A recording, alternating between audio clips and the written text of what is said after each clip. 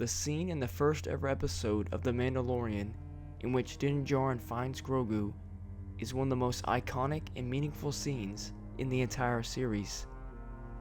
Their first scene together shows the start of their father and son bond, as well as their journey together. Unfortunately, we never know what Djarin is thinking in this moment when he first lays his eyes on the child. But luckily for us, in the junior novelization of The Mandalorian Season 1, Djarin's internal thoughts are shown in detail. Let's begin.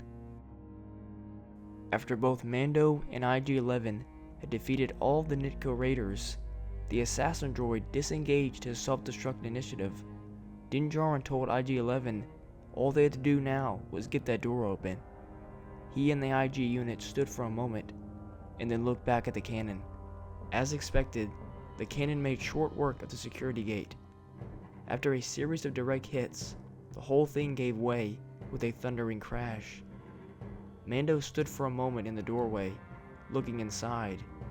The air itself smelled old and stale. Aside from the Nitko, there was no sense of who else had been living there, what exactly they'd used the place for, or if there were any stragglers remaining.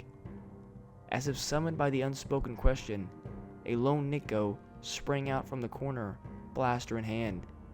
The Mandalorian fired, hardly pausing to aim, and the guard flew backward and hit the floor. "Anyone else?" the Mandalorian said. Silence, except for the beep of the tracking fob. IG told the Mandalorian that his sensors indicated that there was a life form present. Mando held the tracker in front of him, walking forward as the beeping intensified. He followed the signal until he found himself looking at a silver egg-shaped container hovering just above the floor. Leaning down, he tapped the release button, and the cover sprang open to reveal a small shape partially covered by a blanket. For a moment, he just looked at it. The creature raised a small three-fingered hand and pulled down the blanket to reveal its green face. The tiny mouth and nose set beneath large watchful eyes, and ears so long they almost touched the inside edges of the vessel where it lay cradled. The mouth opened, and Mando heard something like a soft cooing noise, the sound of a very small child who hadn't yet learned how to use language. "Wait," the Mandalorian said. "They said it was 50 years old." "Species age differently," the IG remarked. "Perhaps it could live many centuries." It raised its blaster. "Sadly, we'll never know." "No," Mando said, stopping the droid. "We'll bring it in alive." The commission was quite specific. The asset was to be terminated. Mando looked at the droid, sensing its resolve. A simple matter of programming, nothing to be bargained with, and considered his options. The decision didn't take long. He raised his blaster and fired a single point-blank shot through the IG's cranial vault, dropping the droid to the floor. A thin ribbon of smoke rose from the hole in its steel plating. Lowering the blaster, Mando turned back to the hoverpram, then held out one hand to the creature, gazing up to him. It raised its finger to his and touched it. A moment later, they walked out of the safe house and stepped into the light.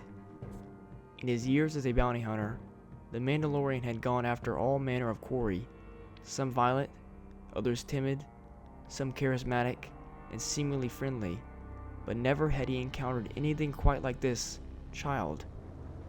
If it even is a child, he thought.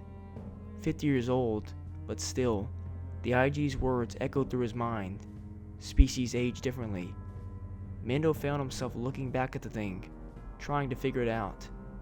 Everything about the way it gazed up at him, with a mixture of curiosity, wonder, and trust, indicated that it was still very young, perhaps even an infant.